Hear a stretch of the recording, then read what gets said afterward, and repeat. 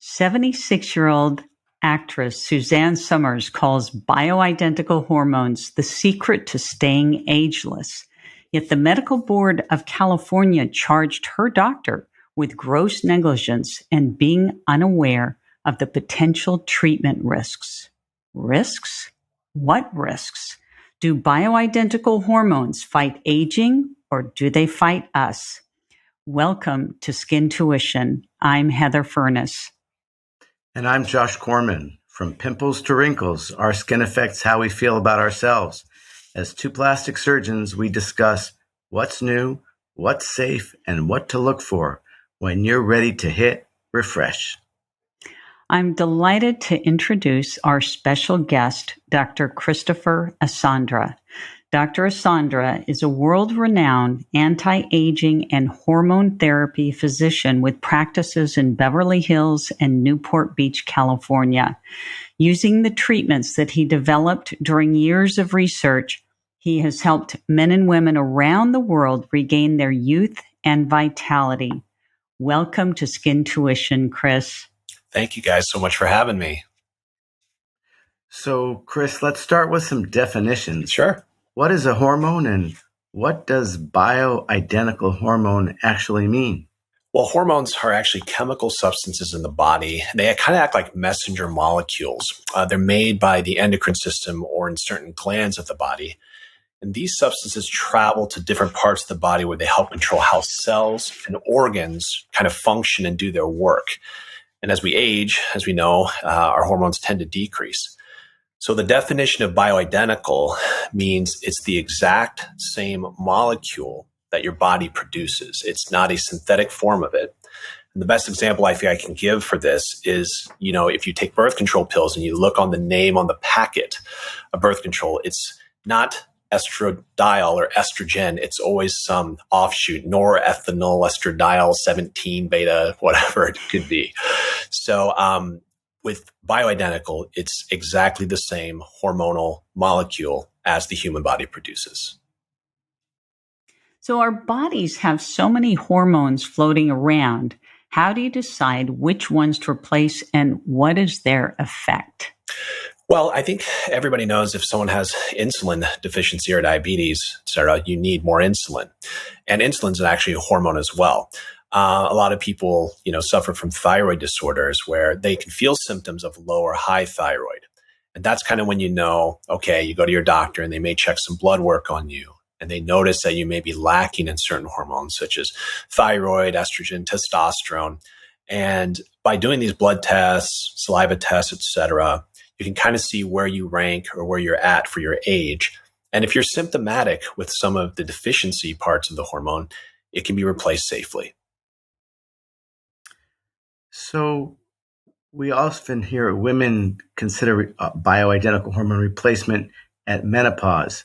Can you talk a little bit about men and andropause? Sure. Well, men, as we know, we tend to lose our testosterone levels, start declining actually after the age of 21.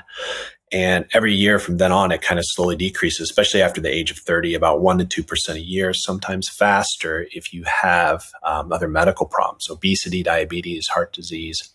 We're seeing it a lot more now in younger folks, whether it's stress, whether it's our environmental factors that could play a role in it.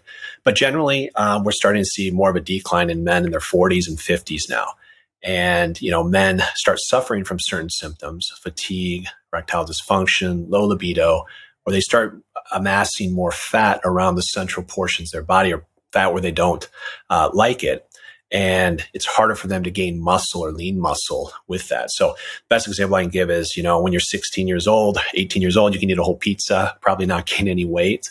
But as we get older, we do have to watch, what we eat, and muscle is much harder to put on and fat is much easier to retain.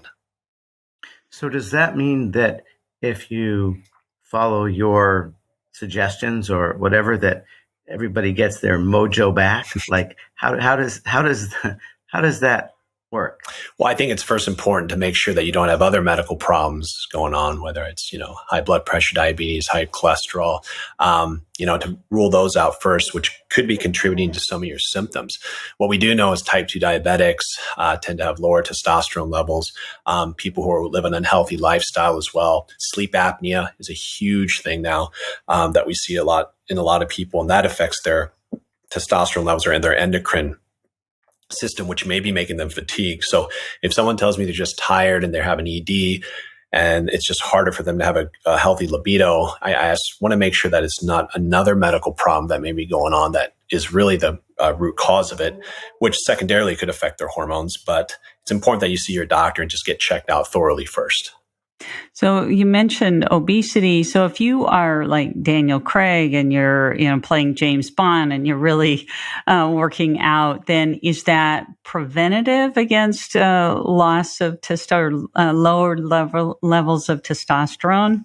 Yeah, absolutely. I think people who do a lot of lower body exercises, who exercise regularly, get really good sleep and follow a good diet. Eventually, you're not going to be able to turn back the clock, and you're not going to be producing as much testosterone in your 60s as you were when you're 18. However, you can slow it down and definitely maintain a healthy lifestyle. Besides the other benefits, it does keep your endocrine system and your hormones at good, healthy levels, especially for your age. So Daniel Craig is very sort of masculine, and Suzanne Summers very feminine. 76-year-old gorgeous actress. So we usually think of testosterone as a male hormone and estrogen as a female hormone.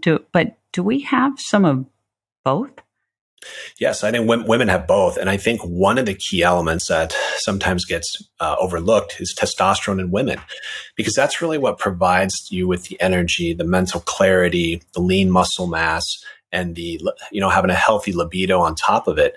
It's really one of the key hormones that's overlooked. And I think there's a stigma of, you're going to become this like masculine bodybuilder if you do it. But it's really about just going to the right levels so you're optimized and you're not suffering from the side effects of it. So why are some in pill form and others get injected? Can you take us through the process a little Sure. bit from an initial appointment through treatment and maintenance? Yeah. So I think first and foremost, it's important that, that people recognize some of their symptoms, whether it's a woman going through menopause, for example.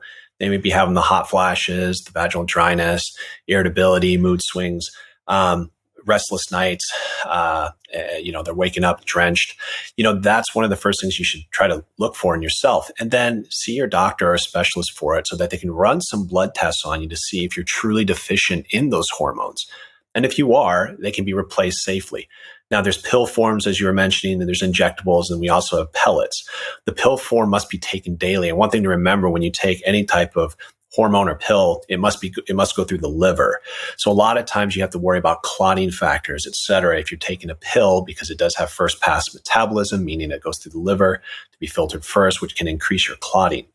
The injectables tend to have less of that if you take it. And then the pellets are really the best form, which is subcutaneous, right into the fat, hormone pellet, bioidentical. And what that does is slowly release over a period of time.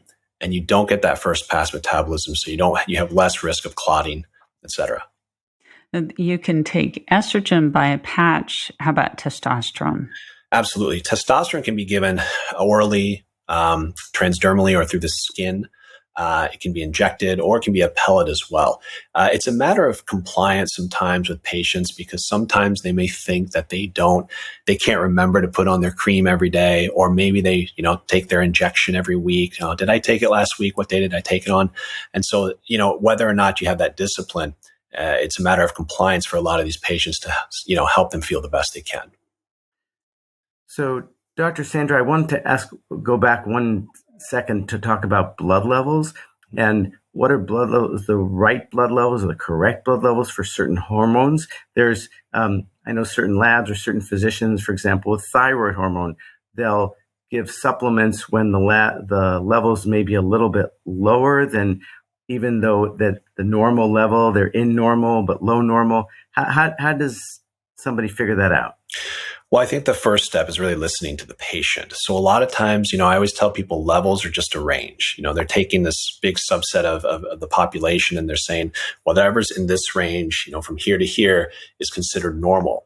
A lot of people, let's say, for example, you said thyroid, they only check a TSH sometimes, but really you need to see the active hormones like free T3, free T4 levels in the body to determine if it's really working or not. So if you have this range and someone's at the bottom of the range, a lot of times doctors will say, you know what, you're normal, go home. But if they're telling me that they're actually symptomatic with their thyroid or testosterone, whatever it may be, being at the bottom of the reference range there may make them feel symptomatic. So I like to put everybody at the top, middle to top range, so that they overcome a lot of those symptoms. A lot of times, ladies tell me, they look at their testosterone levels after a pellet placement. They're like, oh my gosh, I'm off the charts here. Well, yes, but if we just kept you in that range, it would not relieve the symptoms that you're having. Sometimes if they complain of low libido or energy and fatigue, and they can't put on muscle, that's because, just being in that range there, that window, may not be optimized for them. And that's why it's important to listen to the patient and find out what symptoms they may be having so we can adjust it correctly.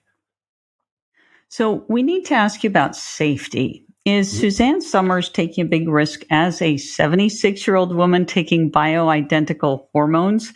We want to look and feel young, but not at the risk of getting cancer. Absolutely. So I think a lot of the stigma comes from the cancer when they were using, back from the Women's Health Initiative, when they were using a lot of the synthetic or the equine horse-derived hormones. We all remember Premarin, which actually stands for pregnant mare's urine. So they were getting it from horses' urine and they were mass producing it that way, and people were getting a lot of side effects from it that way. I think it's important that, there needs to be a discussion with the patient about risk versus benefits, but also quality of life for a lot of these people. And then on top of that, to make sure that someone like Suzanne Somers has had her mammograms, had her pap smears, yearly checkups with her OBGYN to ensure that everything's in order, before you start this type of treatment. And then it's also monitored after that via blood, via regular mammograms and visits to your OBGYN and doctor, just to monitor and make sure everything's safe. But I can tell you, most people will take the quality of life that they feel over feeling symptomatic from the lack of hormones. So tell us about peptides. So peptides are actually a string of amino acids that are strung together that tell the body to perform something. And that's why there's so many peptides, whether it be for fat loss, muscle gain, healing the body, arthritis, healing the gut, etc. It's really a string of amino acids that are strung together in a certain format that will induce a response. For example, we all heard about people doing HGH or human growth hormone before, but they've kind of moved away from that towards the peptides because, one, it's a lot more affordable, and two, it's probably safer to use the peptides because you're telling your body to produce more growth hormone versus actually giving yourself growth hormone. So if people want to recover from injuries quicker, they use peptides to signal the body to, hey, repair tendons, repair muscle quicker, or, there's ones that heal your gut quicker. So they kind of elicit the body to produce a response based on the type of peptide we're using. And are these also injectables or orals or both? They're both. So a lot of peptides can be taken via oral. That can be just what we call sublingual or under the tongue. So it's absorbed into the body a lot easier. But a lot of times it can be injected as well. And the injections tend to work a little bit faster, I feel, and people feel the effects a lot sooner than they would with an oral. Because sometimes you do have the first pass metabolism where the body's filtering out a pill or a sublingual troche, as we call it. What's the range of peptides? Sort of the purpose of how many peptides do you have? Oh gosh, there's probably 40 or 50 different ones. There's ones for neuro disorders, but I think the main ones that people like to use are the ones that are similar to growth hormone or ones that slow down the aging process by stimulating the body naturally to produce more growth hormone in the body so that you look younger, you feel younger, you're not retaining as much fat, you're able to put on lean muscle, and you sleep better too. Can these peptides convince or convince the body to make more growth hormone in any age? Or is there some stores that you can't, after a certain age, it's harder? It's probably harder in older people, I think, elderly, where especially if they're unhealthy. But in general, it does stimulate sometimes the pituitary or cells in the liver, et cetera, to produce more. I think as we get older, peptides may be less effective, and I think those people are probably more of a candidate for actual bioidentical hormone therapy instead. So, is there an ideal age to start bioidentical hormones and peptides? Really good question. I think it varies because I'm seeing it in a lot younger individuals now with my patients, people that, had COVID and they're suffering from long COVID. So these people, it somehow, and we don't know how yet, it interrupted their endocrine system, and their testosterone levels have just never been the same since. And they're feeling fatigued. Some ladies are going into earlier menopause. Or some ladies may get surgical menopause where they've had a hysterectomy for whatever reason. And those people, that could be at any age. And I think that subset of patients would benefit from hormone replacement therapy, because otherwise they're going to be suffering from the effects of basically castration for a female. And that can be devastating for them, especially if they're in their early 30s or so. So what are the costs? And is any of this covered by insurance?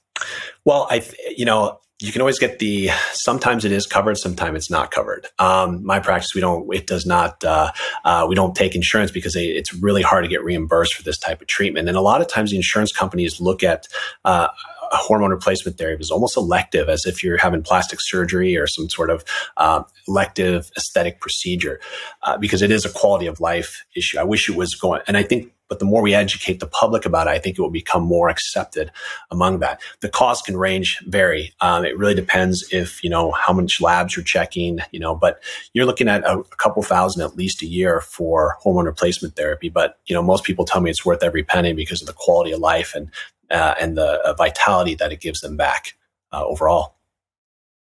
Yeah, in plastic surgery, we deal with skin, and so we can really see, particularly we do more women than men facelifts and whatnot, and that the skin thins, and you can really see the impact with menopause. Somebody comes in before menopause, they come in after menopause. There can be a really noticeable change.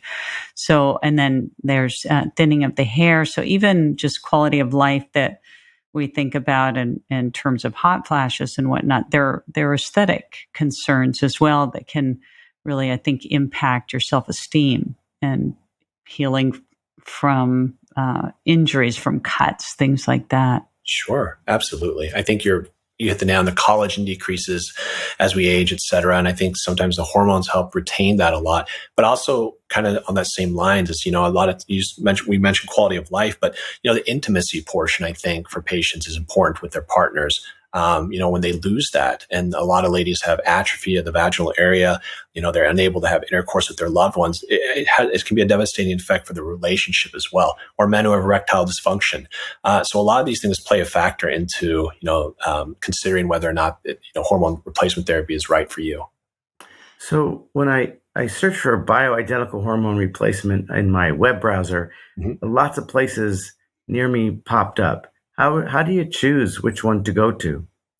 Good question. I would, personally, I think it's someone who has experience with this and has been doing it for a long time. And the best thing to do is really ask your friends, because I can guarantee you probably at least have one or two friends that are on the hormone therapy and have kind of done it themselves. So it's really important that you ask around, see who's an expert in this field, who's been experienced with this long enough and have been trained the right way to do it. And then it's also important to consider whether or not you feel comfortable with a pellet, a patch, a cream, because in certain practices, they prefer one over the other. So really look into that, see, if they've been certified by the A4M or other types of. What is the A4M? A4M is the American Academy of Anti-Aging Medicine.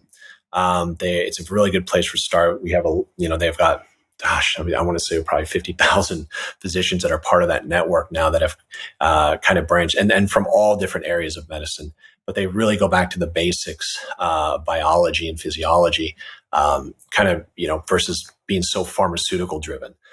Lifestyle changes, et cetera, that are really diet, nutrition that are really important to us in that field. So really looking into it, I think asking around, especially women or men your age, I'm sure you can find somebody that's being treated right now. And you can also gauge, how they look and how happy they are with their treatment. And we've talked about testosterone usage in women. Is there any place for estrogen in men? I think it's actually important to have estrogen in men. A lot of guys just think if you have estrogen, it's just bad for you because it's a female hormone. It's actually not true. It's really important for brain health, for mood, osteoporosis, for bone health, etc. Now, you don't want to be too high on the estrogen, but you also don't want to be too low on the estrogen because it actually helps. Like I've seen some patients come in who were mismanaged, and the doctor just thought we should just not have any estrogen in you. And these men suffering from osteoporosis now and memory issues. So it is important to control. Anytime you're on hormone replacement therapy for men, you will get some estrogen, usually get some estrogen elevation unless you're working out every day and burning it off. But it is important to also monitor and control and manage the estrogen levels in men, but probably never give estrogen to a man. So this is all so fascinating. Obviously, it encompasses so much more that we can talk about in just one episode. Is there anything else we should all know? Well, I think, yes. I think the biggest stigma kind of we touched on earlier is, will it give me cancer, et cetera? And the answer to that is really, the bioidentical should not give you cancer. Now, if you already have it, if you have a high risk for it, then it's something you should discuss with your doctor and your hormone physician first before that. But overall, it's safe. It really is a matter of issue of quality of life for people, and it really has a profound impact on changing people's lives in a positive way if it's managed and if it's done right. Great. Thank you, Chris. This has been a pleasure to have Dr. Christopher Asandra on Skin Tuition. This is Heather Furnas. And I'm Josh Korman. Thanks for tuning in. We'll see you next time. Thank you.